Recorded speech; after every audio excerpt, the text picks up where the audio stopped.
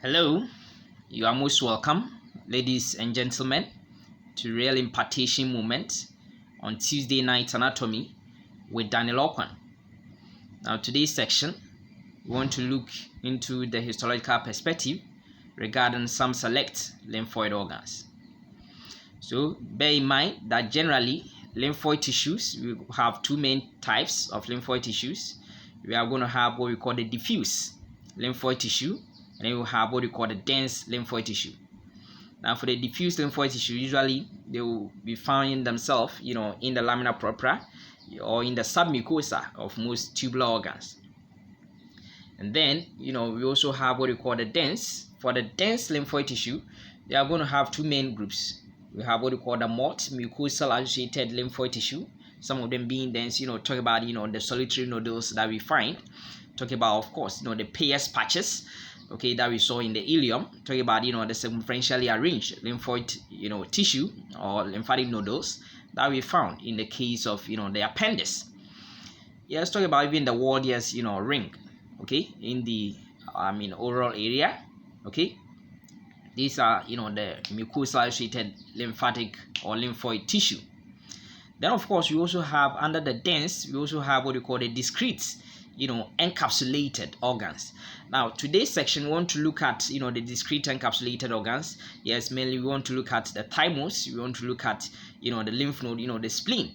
And of course, we look at the tonsil. Although, the tonsil, we can classify it under the, the MOT because it forms part of, the Walden's ring. We will also be looking at that one here. So, without much ado, let's quickly go through what I have for you today. So there we are. Now we have two main groups of lymphoid organs. Generally, we have what you call the primary or the central lymphoid organs. Okay, that is actually where these lymphocytes are actually coming. The word lymphoid has something to do with lymphocyte. So importantly, regarding this topic that we are going to do, yes, the main blood cell that we are going to talk about regarding the white blood cells will be the lymphocytes. So we are going to see, yes, the bone marrow. Okay, actually the red bone marrow. Then of course, the thymus.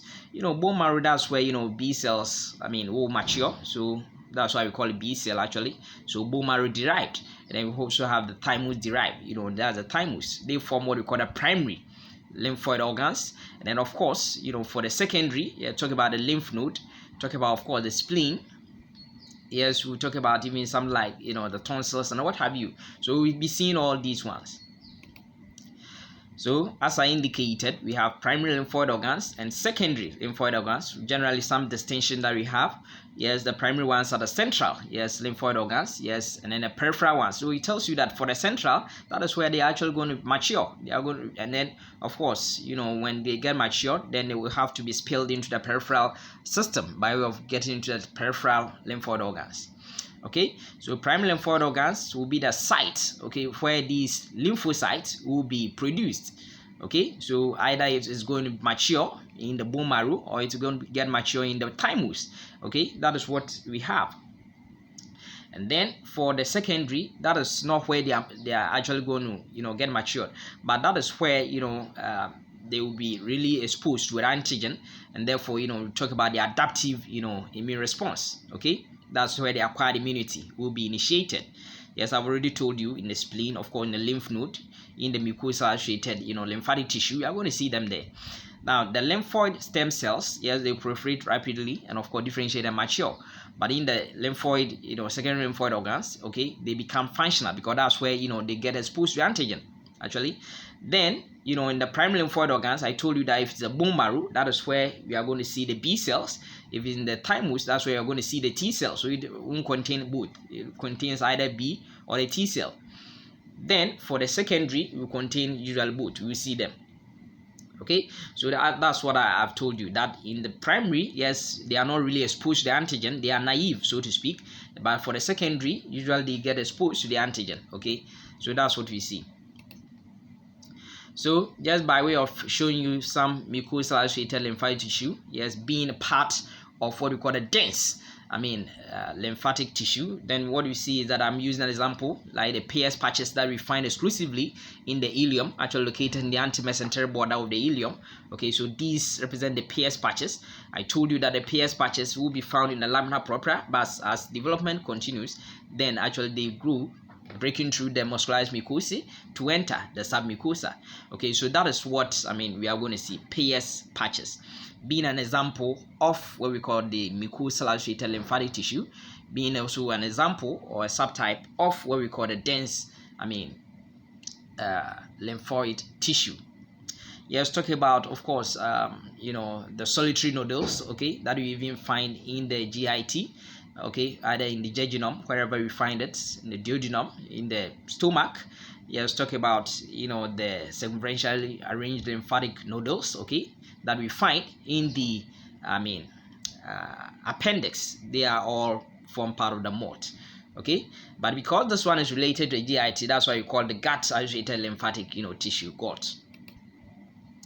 So we move on, actually beginning with the the encapsulated organs, discrete encapsulated organs, and we begin with this being shaped organ, being of course the lymph node, okay, which are usually found along the length of these lymphatic vessels. Okay, so there's the lymph node being shaped, having this outer convex shaped structure, and then this inner this concavity, okay, in the inner aspect where we have the hilum, okay, where these vessels, okay, actually enter or leave the substance of this being shape structure, being of course the lymph node. So actually you see that yes, this is the convex aspect. Now this convex aspect actually presents with several afferent lymphatic vessels. So that is one key thing, that the lymph node is going to have several afferent vessels at its convex part. Okay, several afferent, and remember these afferent lymphatic vessels are having valves.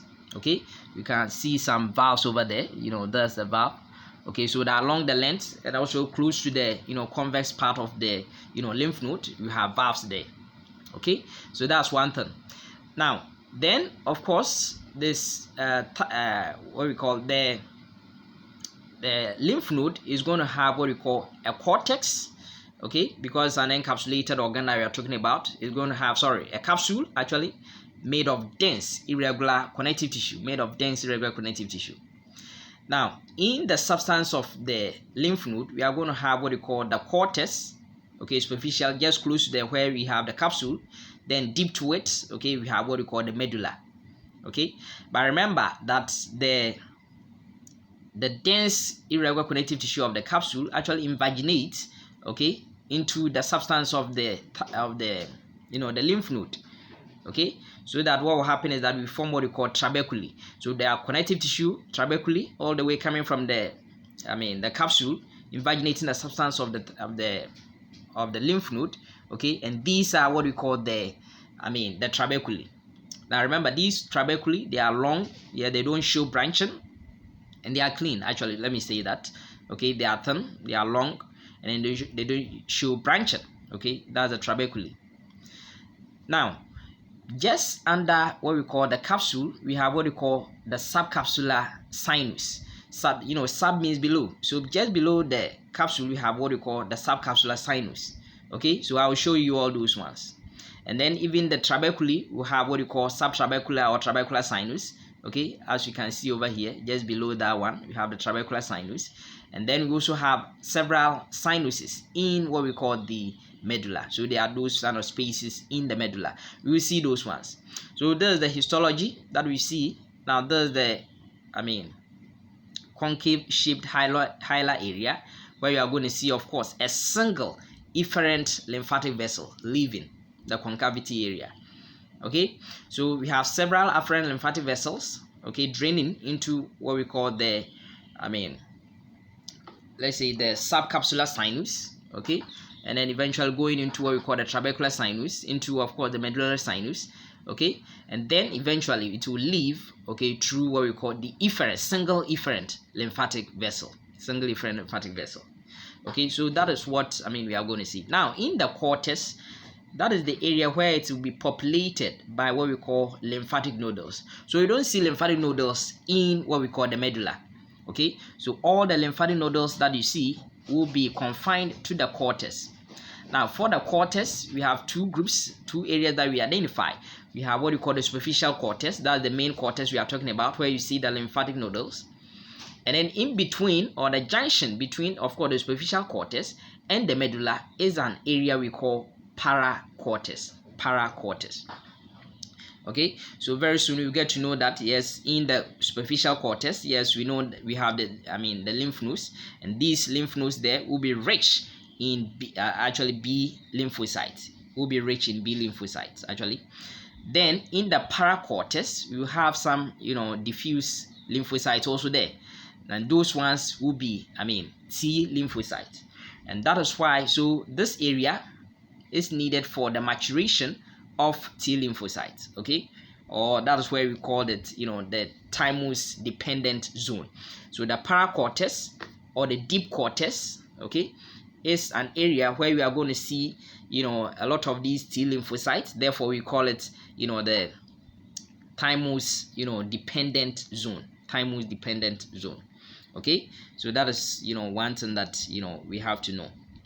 Now again, in the same paracortex, we have some blood vessels that we call them high endothelial venules. Okay, so that's what we are going to see over there.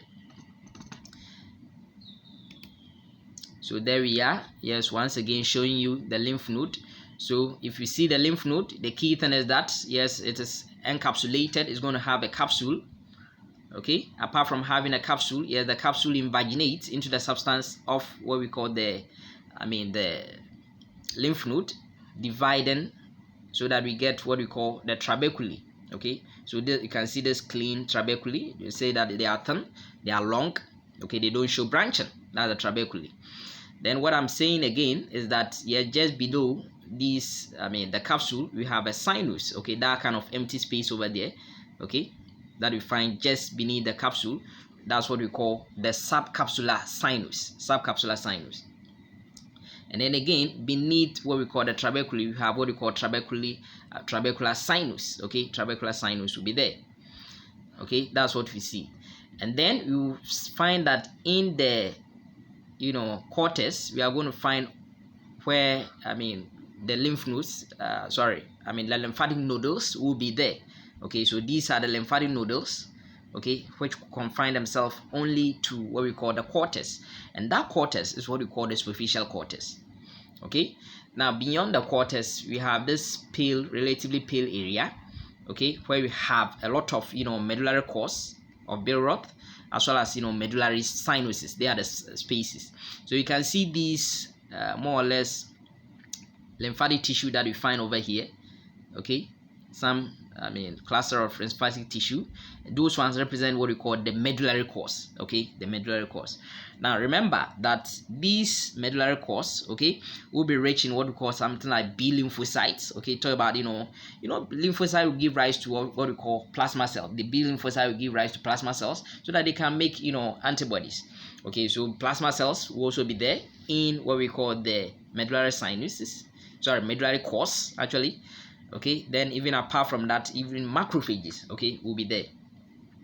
But the spaces around these, okay, medullary cores represent what we call the medullary sinuses. Medullary sinuses. Okay, so that's what we have over here. But what are we saying? In between the superficial cortex, that's the main cortex, where we have these lymphatic nodules, and the medulla, where we don't have these nodules, okay, will be what we call the deep cortex. The deep cortex. That's a paracortex. And that is what I told you, that yes, we are going to have the T lymphocyte. You see T lymphocyte there. So remember, if we are asked where we are going to see B lymphocyte, you see B lymphocyte in, of course, the superficial cortex. Okay, even apart from that, you are also going to see some macrophages in there. Okay, some plasma cells will also be seen there.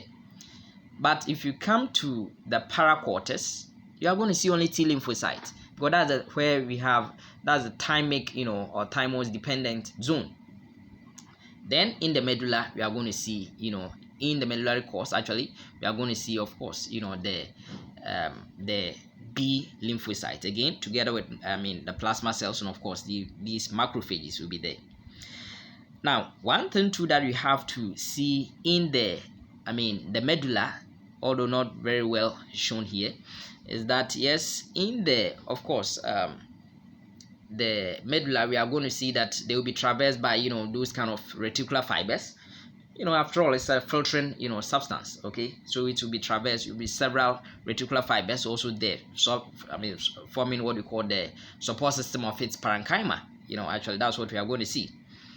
All right, so that is one thing that you have to know regarding, of course, the medulla of the thymus. But remember that we see something now over here. We see that these lymph nodes, okay, this lymph node, you can see that centrally there's a central pallor, a pale staining area over here, and this one doesn't show that. So let me show you that one. So here we are, that's for the lymph node. Yes, where we have, of course, the superficial cortex, we are going to have these lymphatic nodules. Now these lymphatic nodules, we are going to have two main kinds. We have those ones which have been exposed to an antigen, and therefore we call them secondary lymphatic nodules.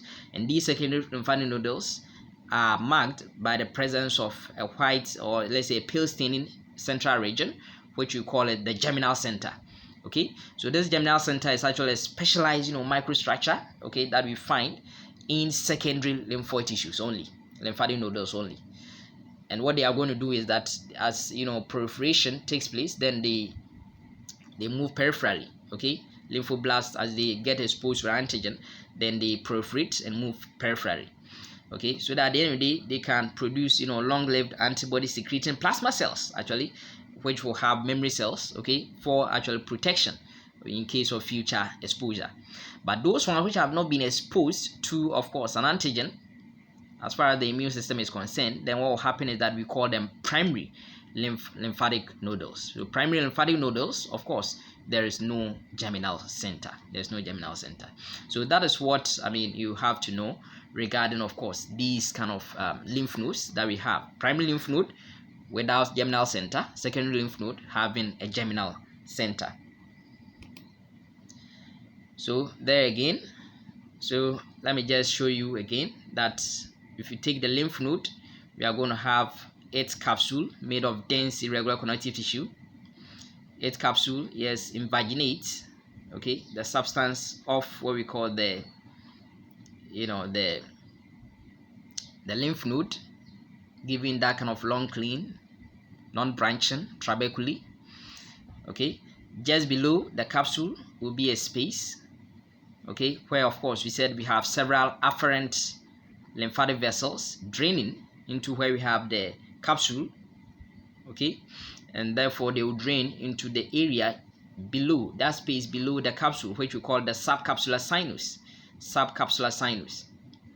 Okay, and then from the subcapsular sinus, we have these trabeculae in there, so we're going to have also trabeculae sinus.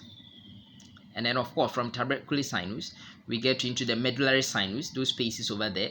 And then from the medullary sinuses, yes, we go to what we call the single efferent lymphatic vessel, which will therefore drain into these lymphatic vessels, and then of course into the lymphatic trunks, and then eventually into the lymphatic ducts. Okay, so that's what we are going to see, and then eventually has to be drained eventually into the subclavian veins, okay, and then delivered into the venous system again.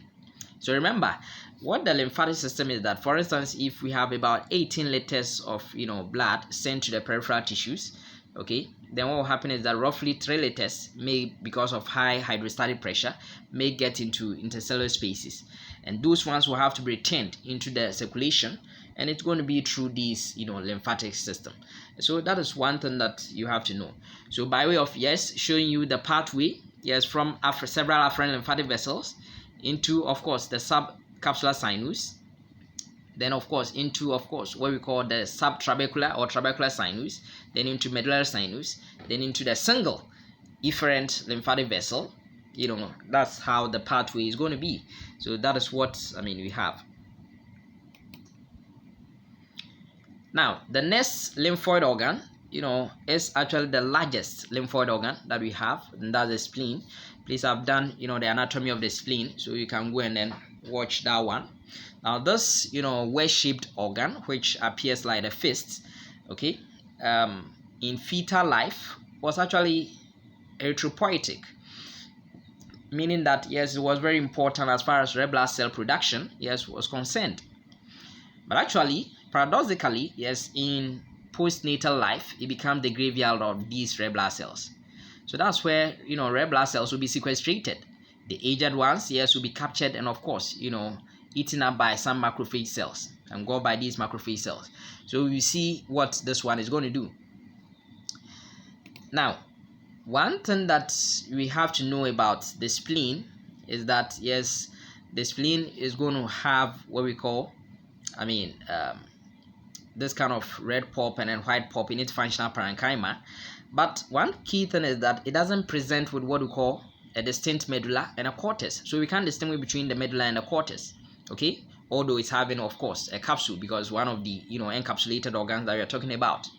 It is also going to have this kind of trabeculae, because, of course, the capsule is going to invaginate into the substance of the spleen. But this time around, the trabeculae will be quite robust, okay, it will be quite thicker, so to speak, and then it will be showing that kind of branching. So it will not be as clean, relatively, so to speak, compared to that of the lymph node. Okay, so we will see that, yes, again, we will see that once it is its primary lymphoid follicles, yes, we also have what we call the secondary lymphoid follicles, and those secondary ones will contain what we call the germinal centers. So we will see those ones, and they will be rich in actually what we call B cells. We will see all those kind of histological features that we find. Okay, so one key thing is that in the lymphatic nodules of the spleen, we will see that there will be a vessel in there. Okay, that's what we call the central splenic arteriole, and those kind of central splenic arterioles will be surrounded by some lymphoid cells, okay, forming a sheath around it, and that's what we call periarteriolar lymphatic lymphoid sheath. So we see those ones, but that one is mainly populated by what we call T lymphocyte. Around that sheath we have mainly T lymphocyte in there. Okay, so that's what we have to know. So there we are. Now that's the spleen. So the spleen is going to have this capsule. Okay, now but remember, we don't have subcapsular sinus. In the case of the lymph node, we had subcapsular sinus, and then we had trabecular sinus, but we don't see them in the spleen. Okay, in the spleen we don't see them. So that's why I told you can't distinguish between the cortex and, of course, the medulla, because in both areas, okay, we have what we call these kind of lymphatic nodules present. So you can't say this is the cortex or medulla. So there's no distinct cortical region and, of course, medullary region. Okay, now these kind of lymphatic nodules, which you also call them corpuscle of Malpighi, okay, corpuscle of Malpighi, yes, represent what we call the white pulp. Okay, so we talk about the white pulp, we are talking about nothing but, of course, the lymphatic nodule that we find in the spleen. That's the white pulp. So we have several lymphocytes over there. So you can see that these ones are with germinal centers, but these ones are without germinal centers. Okay, so that is what we are going to see over here. Now, in between them, we can see this kind of reddish areas. Okay, and these reddish areas mainly represent red blood cells. Okay, and these red blood cells represent what we call the signifies the open circulation. Now in the spleen, we are going to see that we're going to have present with open circulation and closed circulation. So this one signifies that there's open circulation. Yeah, there's that kind of spilling, okay, actually from the peninsular arteries. Okay, we see those ones, okay, which spill that kind of red blood cells into the parenchyma of the spleen. But in the lymphatic nodule, we can see that there will be some kind of blood vessel over here. So this one over here, if you can appreciate this one, there's a blood vessel over here in the lymphatic nodule. There's another one over here. Okay, there's another one over here. Now those kind of vessels represent what we call the central arteriole of the spleen, central arteriole. But actually you can see it is eccentrically placed. So what happens is that usually as it begins, then what will happen is it will be relatively centrally placed, but as proliferation takes place, okay, as they get mature, becoming secondary follicle, getting exposed to antigen, and proliferation is taking place, then the lymphocytes begin to push peripherally the central arteriole. So although it is eccentrically placed, we still call it central arteriole of the spleen. Now this central arteriole, it tells us that there's kind of close circulation in the spleen. So central arteriole, we said that it will be surrounded by periarteriolar lymphatic sheath, periarteriolar lymphatic sheath, which generally is essentially represents what we call the lymphocyte. And we said that those lymphocytes will mainly T lymphocytes, but the other areas will be populated mainly by, of course, B lymphocytes. Please get to appreciate these ones. And then look at the trabeculae. Now we said that the trabeculae will be clean, will be thin. Sorry, will be actually will show some kind of branching. Okay, will be robust relatively compared to that we've seen in the case of the lymph node. So by way of some kind of comparison that we have over here regarding the spleen and the lymph node. Yes, both of them are having a capsule, both of them are having trabeculae, only that we don't have subcapsular and of course subtrabecular cyanosis in the case of the spleen. Yes, the spleen again is not having a distinct cortex and of course medulla, and therefore you can see that spread across it we are going to have these kind of lymphatic nodules. Okay, then of course again in the functional parenchyma you can see this kind of reddish areas representing of course the red pulp. We don't see that one in the case of the lymph node, although we can see that area which represent the white pulp by way of the lymphatic nodules. But the only thing is that the lymphatic nodule of the spleen is going to have what we call a central arteriole surrounded by the periarteriolar lymphatic sheath. So these are the things that we have to actually know. So actually let me just tell you that in the the areas where we have the red pulp, we are going to have two main things. We are going to have those ones which represent what we call the cores, okay, which we call them the splenic cores. Okay, so that is where you can actually appreciate these kind of reddish areas over there. Then of course you have some kind of spaces in there, okay, which we call them the splenic sinuses. The splenic cores, given the eponym cores of Billroth. So if you hear cores of Billroth, we are still talking about these kind of splenic cores. Now these splenic cores will also contain, in addition, we have some kind of loose connective tissue in there. Mainly you're going to have some kind of B cells, some plasma cells actually, and then of course you also have some kind of macrophages in there, so that they can mainly those aged red blood cells could be phagocytized by these kind of macrophages. Okay, but one thing that we are going to see is that these kind of splenic sinuses, okay, that kind of spaces in between the cores over there, will actually be lined by what you call the some kind of cells, okay, which we call them the stave cells. They are actually endothelial cells. We will see those ones, okay, representing actually the splenic sinusoids. We will see them. So again, there's a spleen actually showing you a secondary lymphatic nodule, okay, the areas where we have the red pulp spilling in there, okay. Then we have that kind of spaces, splenic sinuses, which of course will contain those kind of capillaries, okay, that we call them the splenic sinusoids. And those kind of endothelial areas which are going to line it will be the splenic will be the stave cells, okay, stave cells. We will see them.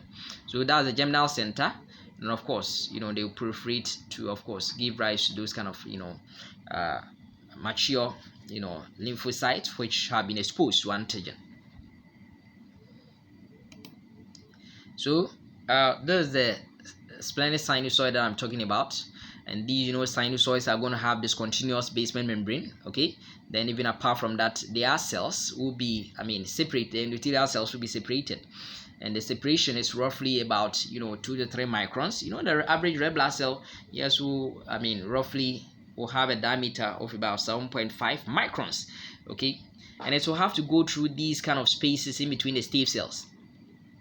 Okay, and for its ability to go through, then it has to have great deformability. It should be able to meander through, deform its shape, and then go through it.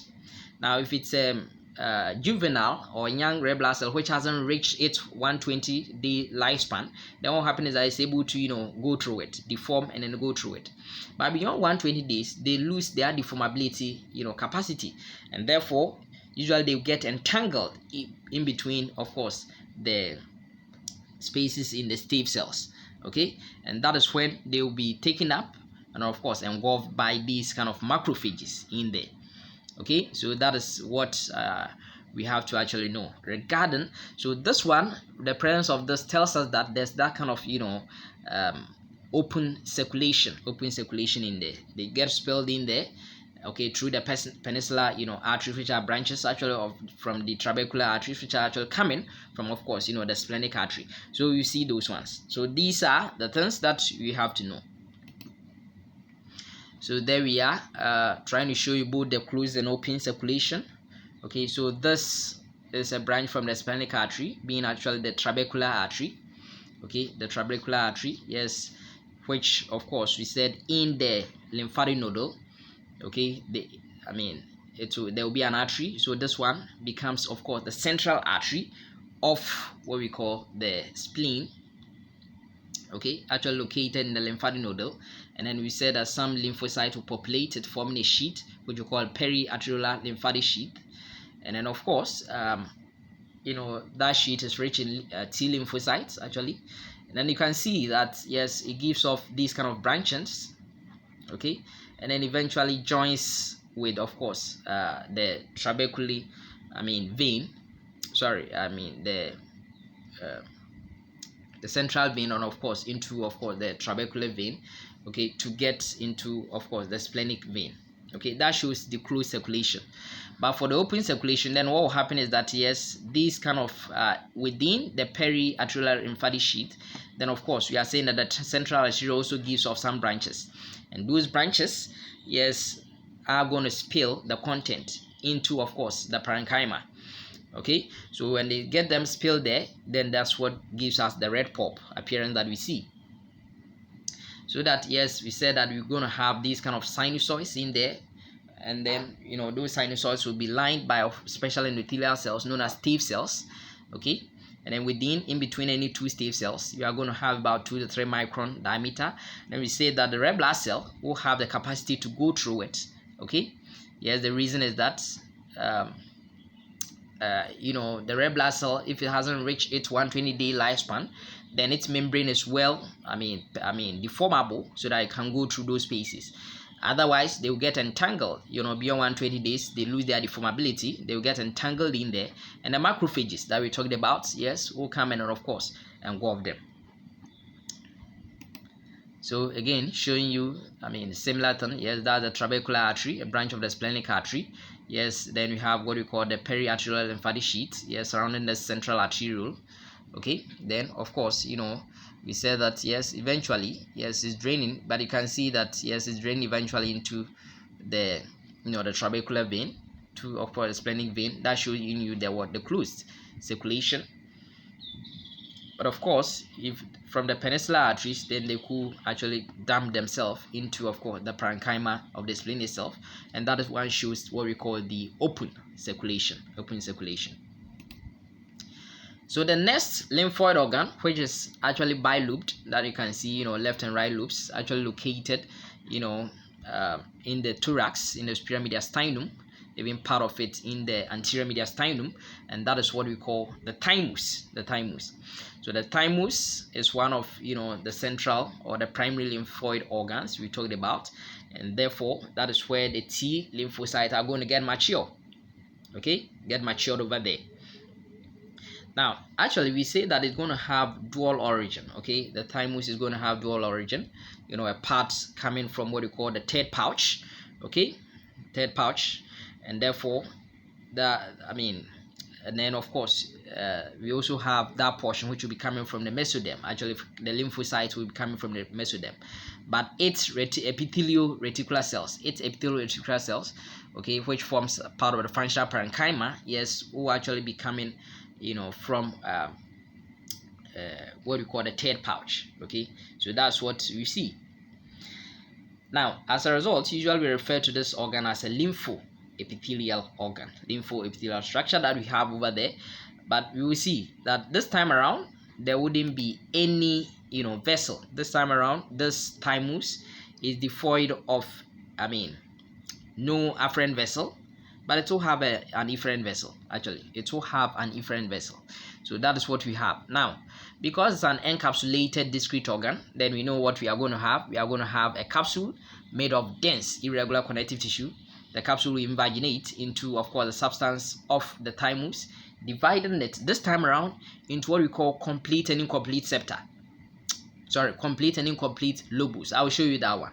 Complete and incomplete lobes. Such that you have a cortex, no problem. You have medulla, but that medulla will be shared by several lymphatic nodules. Okay, so we will see that one. Okay, so that is one thing that we are going to see.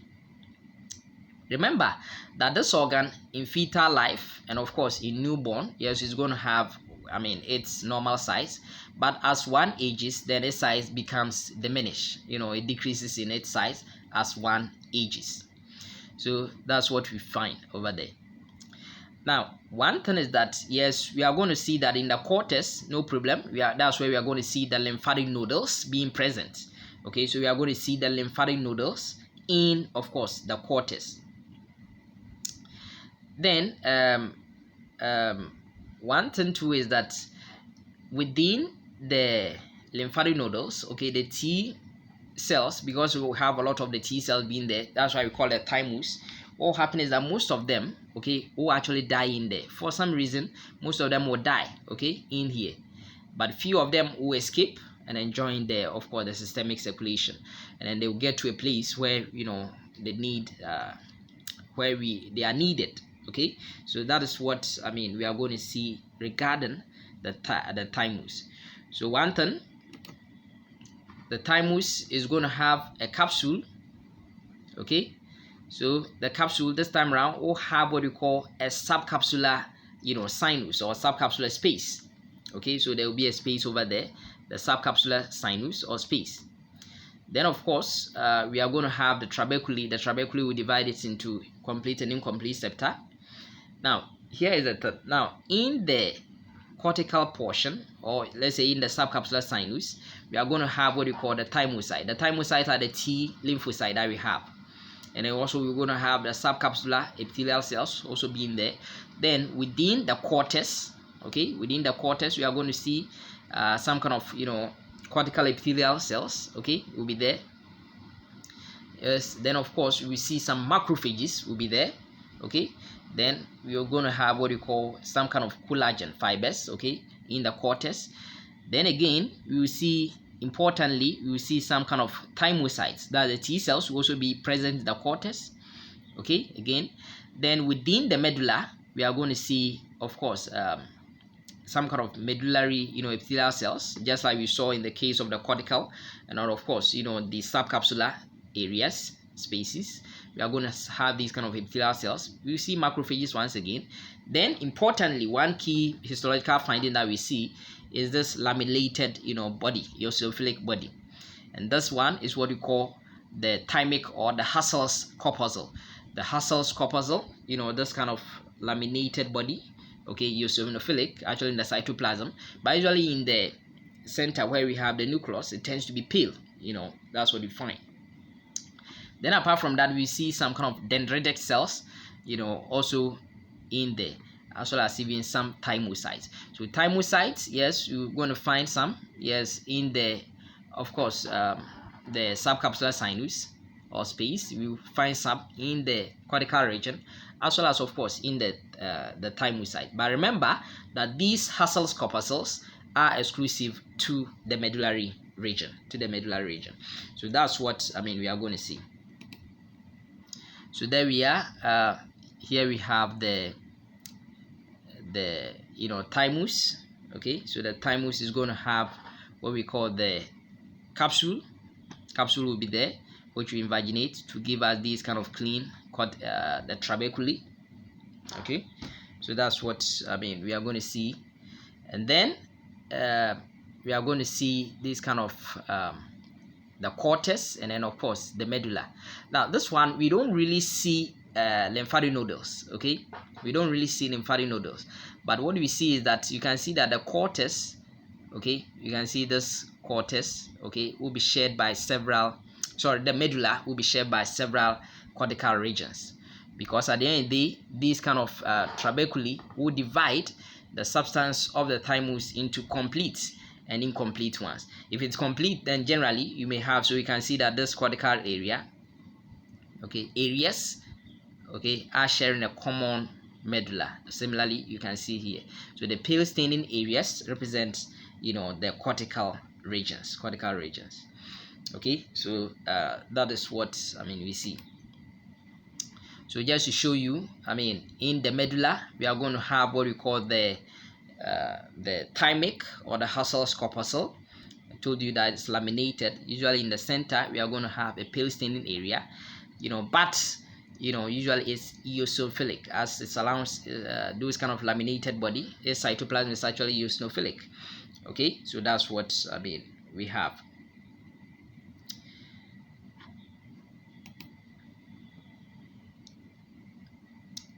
But one thing that I wanted to show you, okay, which let me just go back briefly and show you something. These cells, okay, like this one, okay, and then of course, so these ones which represent, of course, these kind of dendritic cells, okay, these dendritic cells, or actually let me say these kind of epithelial reticular cells, these ones, okay, they form what we call that kind of tie junction. They form some kind of junction, so to speak, and those junctions are the desmosomes. Okay, so those junctions, what they are going to do is that in between them, that is where actually we are going to find what we call the the thymocytes actually being there. Okay, so in the medulla, okay, we are going to find these kind of epithelial reticular cells, okay, joining to each other through what we call joining to one another through their processes. Okay, they forming that kind of desmosomes to join them. So in between them, that is where you find these kind of thymocytes. Okay, this one is not really showing us that one.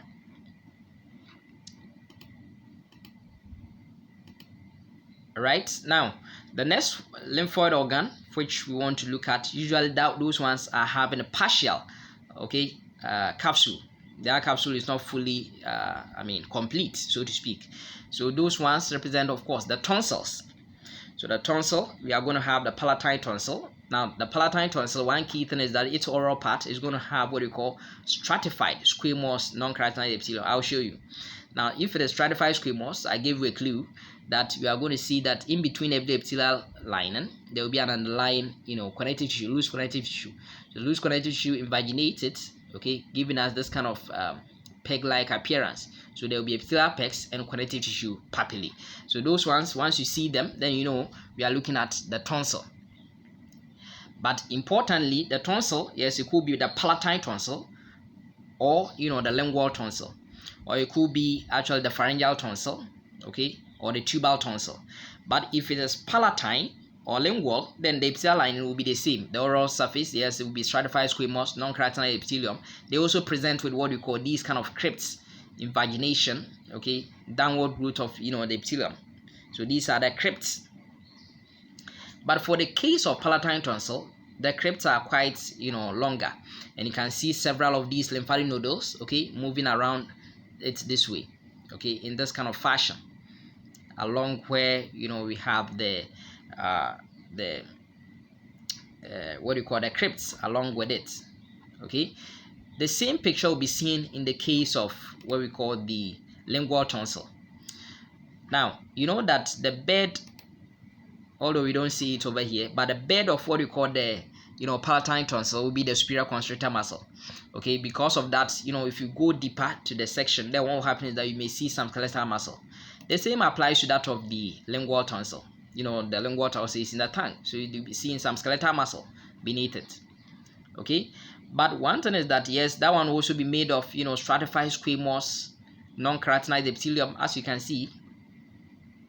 Then of course the lymphatic nodules will also arrange themselves in that fashion again. Only that there will also be crypts, but these ones, although they are relatively longer, they will be shorter compared to that of the palatine tonsil. Then if in the case of pharyngeal tonsil, then it's going to be pseudostratified columnar epithelium, okay, having some kind of goblet cells, okay, pseudostratified columnar epithelium. Okay, so in the case you see the pharyngeal tonsil, that's how you are going to distinguish it from the lingual tonsil, as well as of course the palatine tonsil. So there we are. I'm trying to compare the palatine tonsil to the lingual tonsil, so you can see the lymphatic nodules, several of them, okay, even actually more compared to that of what we call the lingual tonsil. Okay, and then we have quite deeper crypts compared to that of the lingual tonsil again. Okay, we can see the epithelial lining will be stratified squamous, non-keratinized in both. Okay, and then both of them will have some skeletal muscle elements in there. So just by way of ending this tutorial, yes, we want to actually compare these kind of tonsils that we have, so that the adenoids that you see, they actually represent the inflamed pharyngeal tonsil, and we said that they will be pseudostratified columnar epithelium. Yes, they are ciliated actually. And then you say that all these ones, although they are encapsulated, they will be partially capsulated. That's the key thing we should know. So these ones will have no crypts. In the case of pharyngeal tonsil, no crypts, but they may have some kind of small folds in there. They will be found in the roof of the pharynx actually. Then for tubal tonsil, the same. Yes, pseudostratified ciliated columnar epithelium find themselves in the roof of the pharynx. Then if it is palatine tonsil, as well as lingual tonsil, stratified squamous non-keratinized, yes, they will have an incomplete or partial capsule. But the key thing is that for palatine tonsil, it will have long, showing some way branching, crypts. Okay, but in the case of lingual tonsil, yes, comparatively, these ones will be shorter compared to that of the palatine.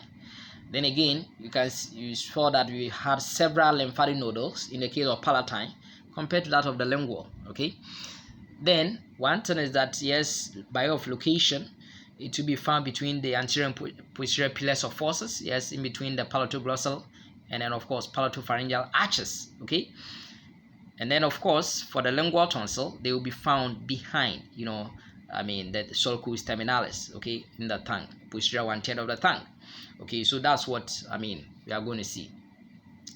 So what have we done? Yes, we've been able to look at these kind of encapsulated discrete organs, which are actually lymphoid organs. Yes, we saw that we had the lymph node, we had of course the spleen, we had of course the thymus, and of course we looked at of course the tonsils. I hope you find it helpful, and we look at the various aspects regarding the immune system, regarding the lymphatic system actually in our later sections. May God richly bless you.